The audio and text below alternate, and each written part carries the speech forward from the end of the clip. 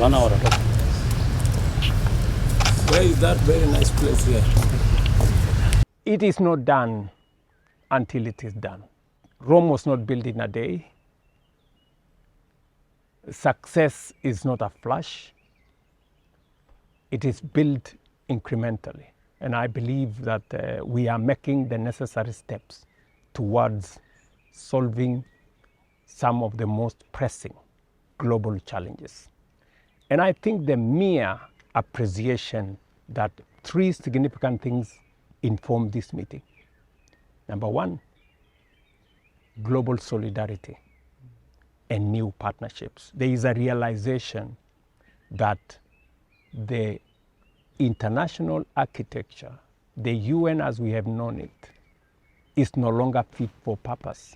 This has been our position. And therefore, there is a reality that people are living with. Many people thought, for example, that you can solve global conflicts in days or weeks. We have seen what is happening in Ukraine. We have seen what's happening in Iran. So there is a new reality that we all must face, that a new world order is necessary that deploys new tools for engagement. This is a most consequential and significant meeting, especially happening against the background of what is happening globally. And for us in the African continent, it is a build-up from where we were in 2023. First, we convened the Africa Climate Summit in Nairobi that brought together African heads of state and stakeholders to discuss and consolidate our position, ideas, and suggestions on how climate change and the effects of it were affecting not just us, and Africa did not need to continue just being a victim, but a significant contributor to how a solution could be found. It is also against the background of Africa Forward Summit that we held last month, where 33 heads of state were in attendance with our friends from France. And again, we built consensus on where is Africa going, how is it going to play in the global scheme of things. We come here with very clear ideas. Number one, there will be 3 sessions. Session number 1 will be about forging new partnerships, international solidarity that is going to inform the new world order. We are also going to be discussing development.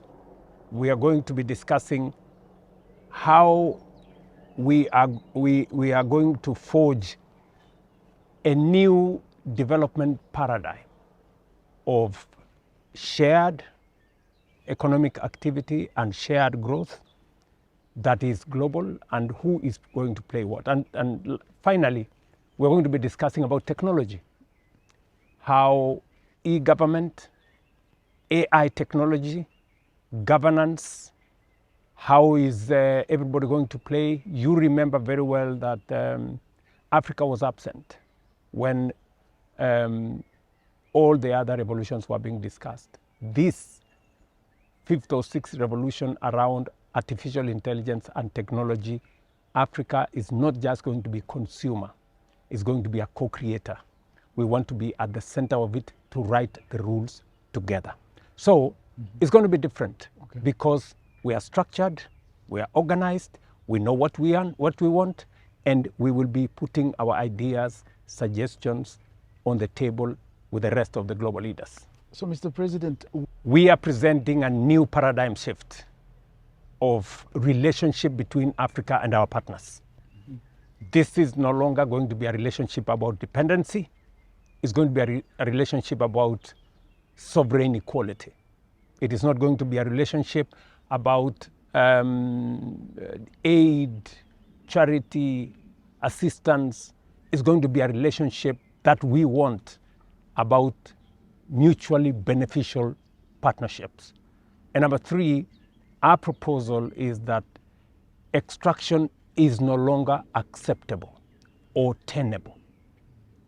Going forward, we believe that the most consequential and beneficial relationship is through investments that are mutually beneficial, so that African assets, natural resources, vast energy, renewable energy resources, arable lands, and human capital, including market, should be useful not just for us as Africans, but mutually beneficial for those who are going to invest with us. So we are clear on what we have come to achieve and what Africa's position is going to be. Secondly, we will be in the new global order. We believe that a new San Francisco moment is imminent.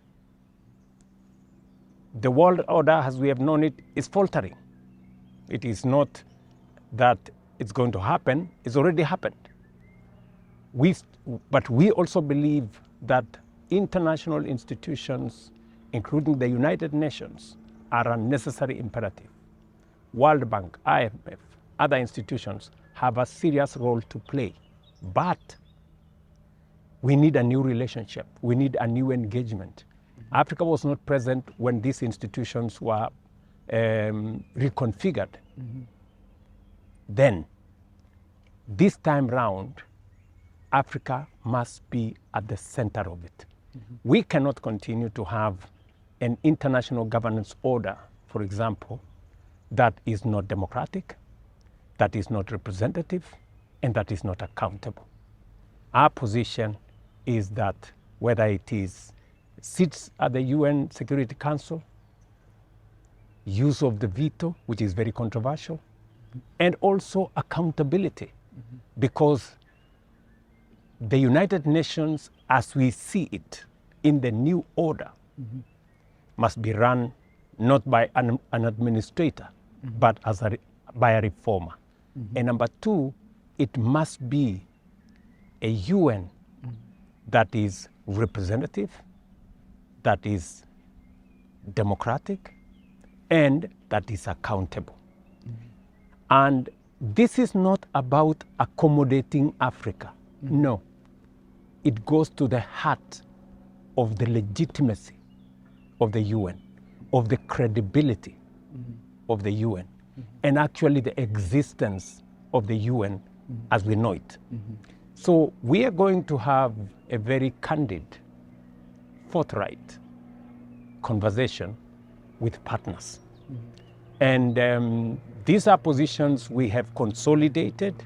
We have built consensus as a continent, and therefore I think it's a great opportunity for Africa, for us to be able to position Africa rightfully in where it truly should be. The huge potential and Africa's contribution to global prosperity. And let me say this, Africa is not a problem to be solved. Africa is an asset. Africa is an opportunity. Africa is not anybody's liability. Africa can actually significantly and will significantly contribute to global prosperity. Why? Number one, we have huge natural resources that can be used, including critical minerals that are necessary for energy transition. We have vast resources of renewable energy from wind, solar, geothermal, hydro, that again are important for the world's prosperity. Number three, it is not possible going forward to discuss world food security without the vast, untapped, arable lands of the African continent. And number three, 40% of the world's workforce by 2050 will live in Africa. 25% of the world's population will live in Africa. Africa is not only going to be a workforce, it is also going to be a market. And therefore, going into the future, we must sort out three significant things.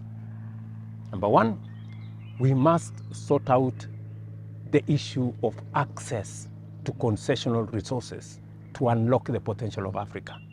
We must sort out, number two, that Africa continues to borrow from the international community at significantly high interest rates, even higher than comparable economies everywhere in the world. And number three, we must deal with a mispriced Africa, one that is that global credit rating agencies exaggerate the risk of Africa, and by so doing, undermine the opportunities and the prospects of the African continent.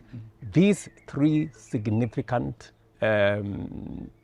challenges must be addressed, and we have suggestions on how this can be addressed. Number one, we are saying with clarity that Africa is not the risk that everybody wants everyone else to believe. And there are mechanisms that we can de-risk whatever it is that people think is a risk in Africa. There are African multilateral financial institutions that we are building that now can act as guarantors for us to access those resources. Number two, we are also very clear that Africa does not lack capital. We have $4 trillion, for example, in domestic resources, in pension funds, in insurance resources, in central bank reserves. What is lacking is the mechanism to mobilize these resources. We will be promoting to partners here how those resources can be mobilized to drive African growth. And we will be asking for a win-win outcome.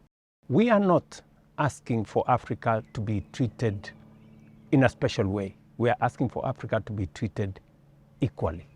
It's not a special treatment we are asking for. It is to be treated equally. And I don't think that's too much to ask.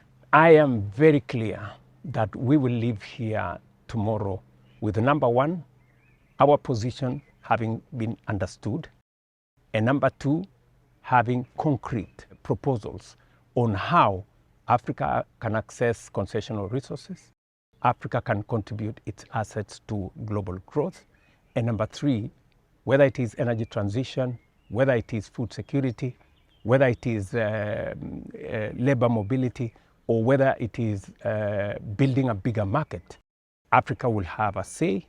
And finally, that we will agree on how technology, this time round, artificial intelligence, Africa is not going to be merely a consumer, that Africa is going to write the rules and is going to be co-creators on how artificial intelligence drives the next industrial and global revolution.